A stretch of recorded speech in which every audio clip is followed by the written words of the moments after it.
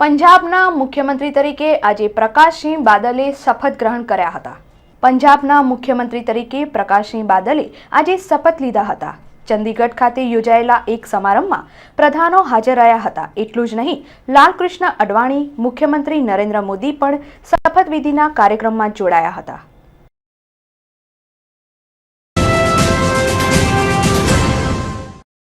કેન્દ્ર સરકારે કપાસની નિકાસ પર પ્રતિબંધ હટાવી લીધા બાદ પણ સૌરાષ્ટ્રના જીનર્સોએ હડતાલ ચાલુ રાખી હતી। કેન્દ્ર સરકારે કપાસની નિકાસ પરથી પ્રતિબંધ હટાવી લીધો છે, પણ સૌરાષ્ટ્રના જીનર્સોએ હડતાલ ચાલુ રાખી છે।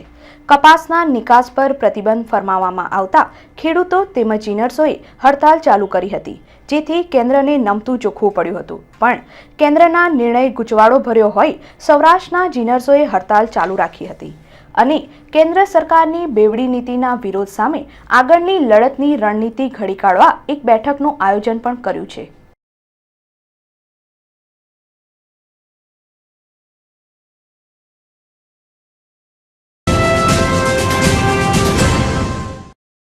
ગેરકાયદેસર થતી ગાયોની હત્યાને રોકવા માટે હવે સાધુ સંતો પણ મેદાને પડ્યા છે। ગેરકાયદેસર ગાયોની હત્યા રોકવા હવે સાધુ સંતો મેદાનમાં આવ્યા છે।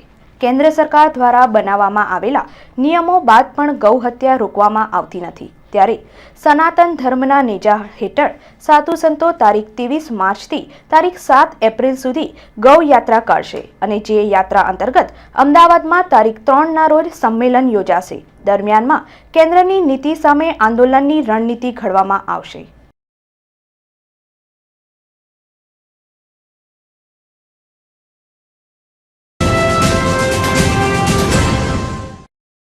ગીરના સિંહોને રાષ્ટ્રીય પ્રાણી તરીકે જાહેર કરવાની કેન્દ્રમાં માંગ ઉઠી રહી છે।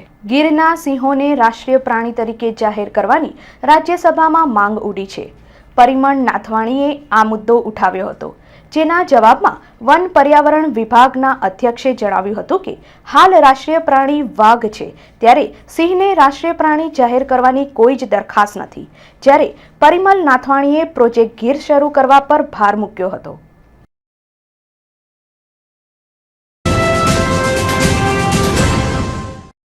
સરકારની દારૂબંધીની નીતિને પડકારતો પાણેજના લઠ્ઠાકાંડમાં મૃત્યુઆંક 3ને પહોંચ્યો છે।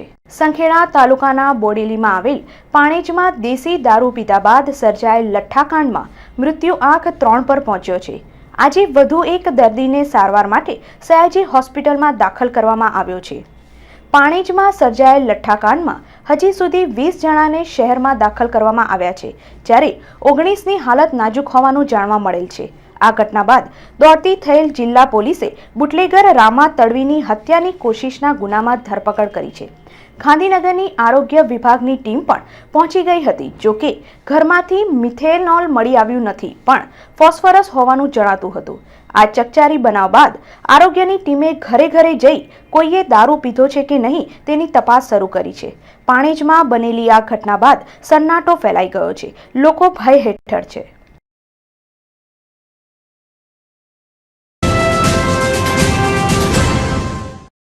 બોડેલીના પાણેજમાં સર્જાયેલ લઠ્ઠાકાંડ બાદ નાગરિકોને પોતાની જવાબદારીઓનો અહેસાસ થયો છે। બોડેલીના પાણેજમાં સર્જાયેલ લઠ્ઠાકાંડમાં વધતા જતા મૃત્યુઆંકને પગલે સંખેડાના નગરજનો હવે જાગૃત થયા છે। સંખેડા તાલુકાના કેટલાક જાગૃત નાગરિકોએ પોલીસની રહેમ નજર હેઠળ ચાલતા દેશી અને વિદેશી દારૂના અડ્ડા તેમજ ભઠ્ઠીઓ 15 દિવસમાં બંધ ન થાય તો ગામે ગામ જઈ ભઠ્ઠીઓ તથા અડ્ડાઓ બંધ કરાવવાની ચીમકી સાથે જિલ્લા કલેક્ટર તેમજ જિલ્લા પોલીસને આવેદનપત્ર સુપ્રત કર્યું છે। બહારથી ઇંગ્લિશ દારૂ લાવીને પણ કેટલાક માણસો વેચી રહ્યા છે, એ પણ છડેચોક વેચે છે અને આ બધું જે વેચાણ દારૂનું થાય છે એમાં પોલીસની રહેમ નજર છે, કેમ કે પોલીસ તરફથી જે હપ્તાઓ લેવામાં આવે છે, જેના કારણે જે બુટલેગરો છે, જે દારૂ ગારે છે એમને બળ મળી રહે છે, એને તાકાત મળી રહે છે કે એ લોકો તો છડેચોક એમ જ કહે છે કે અમારું કોઈ નામ લઈ શકે એમ જ નથી, કેમ કે અમે પોલીસને હપ્તા આપી રહ્યા છીએ।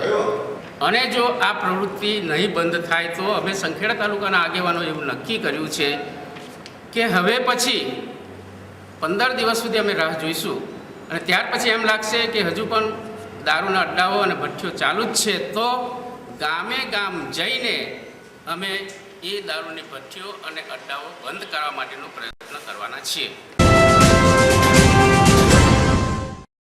મહારાજા સયાજીરાવ યુનિવર્સિટીની ફાઇન આર્ટ્સ ફેકલ્ટીમાં આજે ચિત્ર પ્રદર્શન ખુલ્લું મૂકવામાં આવ્યું છે. MS યુનિવર્સિટીની ફાઇન આર્ટ્સ ફેકલ્ટીના વિદ્યાર્થીઓ દ્વારા તૈયાર કરવામાં આવેલ ચિત્રો આજથી પ્રદર્શન માટે ખુલ્લા મૂકવામાં આવ્યા છે. આ પ્રદર્શનની ફાઇન આર્ટ્સ ફેકલ્ટીના પ્રદર્શન હોલમાં તારીખ 14 થી 16 સુધી નિહાળી શકાશે. ફેકલ્ટીના વિદ્યાર્થીઓએ 30 જેટલા ફોટા પ્રદર્શનમાં મૂક્યા છે. આ એક્ઝિબિશનનું નામ બિયોન્ડ ઓબ્વિયસ છે. આ એક્ઝિબિશનમાં કુલ 30 ફોટોગ્રાફ્સ મૂકવામાં આવ્યા છે. ફોટોગ્રાફ્સ અહીંયાના અમારા ફેકલ્ટી ઓફ ફાઇન આર્ટ્સના સ્ટુડન્ટ્સે, અપ્લાઇડ આર્ટ ડિપાર્ટમેન્ટના સ્ટુડન્ટ્સે ઓર્ગેનાઇઝ કર્યા છે. ફોટોગ્રાફી મોસ્ટલી બધા નથી જોઈ શકતા, જે લોકો રોજની જિંદગીમાં જોઈ રહ્યા છે આજુબાજુ એમની શું છે. તો આ સ્ટુડન્ટ્સે અમારા એ ફોટોગ્રાફી એ રીતે કરી છે જે તમે રોજ જોતા હો. જે પ્રદર્શનને બિયોન્ડ ઓબ્વિયસ નામ આપવામાં આવ્યું છે અને જેને જોવા મોટી સંખ્યામાં વિદ્યાર્થીઓ ઉમટી રહ્યા છે. અમે લોકોએ અમારા ક્લાસના તથા અમારા ડિપાર્ટમેન્ટના બધા મિત્રોએ મળી અને આ ફોટોગ્રાફી એક્ઝિબિશનનું આયોજન કર્યું છે.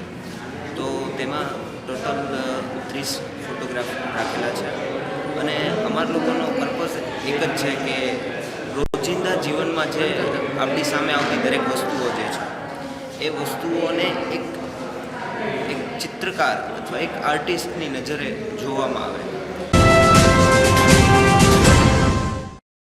વડોદરા મહાનગર સેવા સદનનું દબાણ ખાતું આજે સુરસાગર તળાવની પાસે ત્રાટકતા દબાણકર્તાઓમાં નાસભાગ મચી જવા પામી હતી. વડોદરા મહાનગર સેવા સદનની દબાણ શાખાએ દબાણ હટાવ ઝુંબેશ અંતર્ગત સુરસાગરના કિનારે ઊભા થયેલા ગેરકાયદે દબાણો હટાવી માર્ગો ખુલ્લા કર્યા હતા. દબાણ શાખાની ટીમ આજે સવારે પોલીસ સાથે સુરસાગર પહોંચી જતા લારીઓ ગલ્લાવાડામાં અફરાતફરી મચી હતી. લારીવાળાઓ લારી બચાવવા લારીઓ લઈને ભાગતા જોવા મળ્યા હતા, જ્યારે એક લારીવાળો તો ભાગવાની કોશિશમાં પડી ગયો હતો. દબાણ શાખાની ટીમે પટ્ટા, લારી ગલ્લા તેમજ પરફોર્મિંગ આર્ટ્સની સામે પાતાળેશ્વર મહાદેવ મંદિરની બહાર બેસી ઘાસ વેચતા વ્યક્તિઓને પણ હટાવી ઘાસ કબજે લીધું હતું. વડોદરા મહાનગર સેવા સદનની દબાણ team deputy commissioner CM Makwana સાહેબના આદેશ પ્રમાણે વોર્ડ નંબર 5માં આવતો વિસ્તાર સુરસાગર તળાવની આસપાસ જે ગેરકાયદેસર દબાણો હતા, આ દબાણો દૂર કરવા માટેનો program deputy commissioner CR Makwana સાહેબે બનાવ્યો હતો.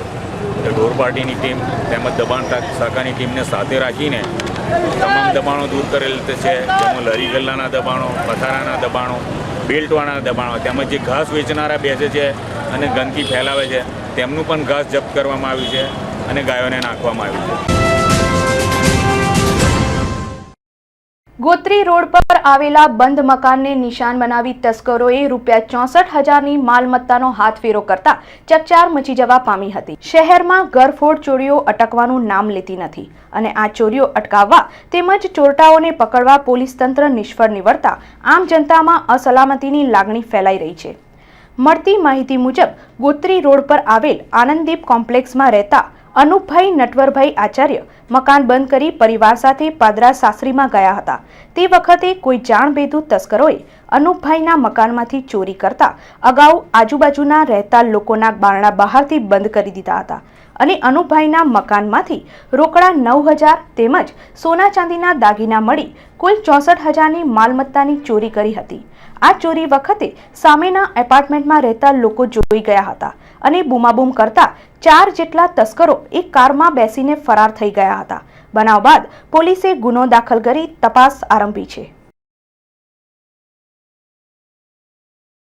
એટલે સવારના ટાઈમે કોઈ અજાણ્યા શખ્સો આવ્યા અને ગ્રીલ તોડી અને દરવાજાનું ઇન્ટરલોક તોડી અને તિજોરી તોડી છે. બરાબર. શું શું વસ્તુ ગઈ છે તમારી? સોનાનો એક સેટ હતો અને બીજી નાની મોટી પરચુરણ હતી, એમ કરીને લગભગ 60,000 અચ્છા, અને રોકડ વગેરે ગઈ હતી? રોકડમાં 8-9-10 હજાર. કેટલા હજારની મત્તા ગઈ છે ટોટલ તમારી? 9-10 હજારની આસપાસ. અચ્છા, એટલે પરચુરણ પેલા છૂટા જે ઘરમાં હતા ને. તો ટોટલ કેટલા રૂપિયાનો મુદ્દામાલ હતો? 60-65. ક્યાં હતો? અહીંયા જ્યારે બનાવ બન્યો ત્યારે તમે ક્યાં હતા? પાદરા. શું એટલે પાદરા? પાદરા અમારા સાસરીમાં હતા. અચ્છા, તો આ ઘરે બંધ હતું? ઘર બંધ હતું લોકો. તો તમને કેવી રીતે જાણ થઈ આ ચોરીની? અમારા કોમ્પ્લેક્સમાં ખબર પડી ને સવારમાં બૂમ પડી એટલે કે ચોર છે એમ કરીને, એટલે પછી અમને ફોન કર્યો હતો. શહેરના સમાસાવલી રોડ પર કારને આંતરીને લૂંટ ચલાવનાર લૂંટારાઓને ફતેગંજ પોલીસે ઝડપી પાડ્યા છે. શહેરના સમાસાવલી રોડ પર કાર ચાલકને આંતરી રોકડા ₹45,000 તેમજ મોબાઈલ ફોનની લૂંટ ચલાવનાર 4 લૂંટારુઓ પૈકી 3ની ફતેગંજ પોલીસે ધરપકડ કરી છે. મળતી માહિતી મુજબ આણંદ જિલ્લાના વિદ્યાનગરમાં આવેલ બાર પટેલ સોસાયટીમાં રહેતા નટવરભાઈ પટેલ તારીખ 9 માર્ચના રોજ શહેરમાં કામ અર્થે આવ્યા હતા અને કામ પતાવી કાર લઈને સમાસાવલી રોડ પરથી જતા હતા. તે વખતે એક બાઇકે ઓવરટેક કરી કાર રોકાવી હતી. નટવરભાઈએ કારને રોકતા જ 4 જેટલા યુવાનો બાઇક પરથી ઉતરી નટવરભાઈનું તેમની જ કારમાં અપહરણ કરી 45,000 રોકડા તેમજ 20,000ની કિંમતના મોબાઈલ ફોનની લૂંટ ચલાવી હતી. જે બનાવ બાદ લૂંટારુઓએ ફોન પર નટવરભાઈને 2 લાખ ન આપે તો મારી નાખવાની ધમકી આપતા હોય આખરે ફતેગંજ પોલીસમાં ફરિયાદ નોંધાવી હતી. જે ફરિયાદ બાદ પોલીસે પરેશ મકવાણા ઉર્ફે ભૂરિયો, મુનાફ શેખ, જાદવ વોરાની ધરપકડ કરી હતી, જ્યારે અન્ય એક યુવાનની શોધખોળ શરૂ કરી છે. ફરિયાદી નવીન કુમાર જયંતિભાઈ પટેલ નામ છે, આણંદના વતની છે અને કારેલી બાગની અંદર એમની બિલ્ડિંગ કન્સ્ટ્રક્શનની એમની ઓફિસ રાખી કન્સ્ટ્રક્શનનો વ્યવસાય કરે છે. ગઈ તારીખે 9/3/2015 સાંજે રાતે 8-9 વાગ્યાના અરસાની અંદર પોતે ત્યાં ગાડી લઈને એમના ડ્રાઈવર સાથે જતા હતા. એટલામાં કંઈ 3-4 મોટરસાઇકલ પર ઈસમો આવેલા અને તેમને આંતરીને એ ગાડીમાં બેસાડી એમનું અપહરણ કરેલું. અપહરણ કરીને એમની પાસેના 2-2.5 લાખ રૂપિયાની માગણી કરેલી અને તેમાંથી પાસેથી 45,000 રૂપિયા રોકડા અને એક GS મોબાઈલ પાસેથી લૂંટ કરીને આ ચોરીને ભાગી ગયેલ છે અને ફરિયાદ દાખલ કરવામાં આવેલ છે. કેટલાક મહિનાઓ પૂર્વે ઘર છોડીને નાસી છૂટેલા બંને પ્રેમી પંખીડાની સયાજીગંજ પોલીસે ધરપકડ કરી હતી. ફતેગંજ વિસ્તારમાં આવેલ કલ્યાણનગરમાં રહેતા સલીમ ઉર્ફે કાળુ ચૌહાણને પડોશમાં રહેતી સગીરા સાથે આંખો મળી જતા બંને પ્રેમી પંખીડા કેટલાક મહિના પહેલા ઘર છોડી નાસી છૂટ્યા હતા. આજે સયાજીગંજ પોલીસે બંને પ્રેમી પંખીડાની ધરપકડ કરી હતી. યુવતી સગીર વયની હોવાથી તેની મરજી મુજબ વાલીને ત્યાં જવું કે પછી નારી સંરક્ષણ ગૃહમાં મોકલી દેવી તે અંગે ગુનો નોંધી વધુ તપાસ હાથ ધરી છે. વેસ્ટર્ન રેલવે એમ્પ્લોઈઝ યુનિયન મહિલા સમિતિ દ્વારા મહિલા દિનની અનોખી ઉજવણી કરવામાં આવી હતી. તાજેતરમાં વિશ્વભરમાં રાષ્ટ્રીય મહિલા દિનની ઉજવણી કરવામાં આવી છે, જે અંતર્ગત વેસ્ટર્ન રેલવે એમ્પ્લોઈઝ યુનિયન મહિલા સમિતિ દ્વારા મહિલા દિનની ઉજવણી કરવામાં આવી હતી, જેમાં મહિલા કર્મચારીઓના અધિકારો અને તે અંગેની જાણકારી આપતા પુસ્તકનું તમામ મહિલા કર્મચારીઓને વિતરણ કરવામાં આવ્યું હતું. અત્રે ઉલ્લેખનીય છે કે યુનિયન દ્વારા રક્તદાન શિબિર, સ્વાસ્થ્ય પરીક્ષણ શિબિર, કેન્સર નિદાન કેમ્પ સહિતના કાર્યક્રમો અવારનવાર યોજાય છે. તેમજ કર્મચારીઓના પરિવાર માટે કોમ્પ્યુટર પ્રશિક્ષણ પણ આપવામાં આવે છે. हर साल हम इसी दौर पे एक पूरा पैम्पलेट बना के उनको ये साल में हम क्या सुविधा प्रदान कर रहे हैं वो उनकी जानकारी हम हर महिला को देते हैं. और इस साल हमने WRE बड़ौदा डिवीज़न की ओर से ना सिर्फ प्रतापनगर में बल्कि हर स्टेशन पे अलग अलग जगह पे जाके हमने महिला दिन का सेलिब्रेशन किया है. और उनके वर्किंग प्लेस पे जाके क्लास 4 तक को हम उनकी क्या सुविधा है, क्या उनको बेनिफिट मिलता है, उससे हमने जानकारी से अवगत करवाया है.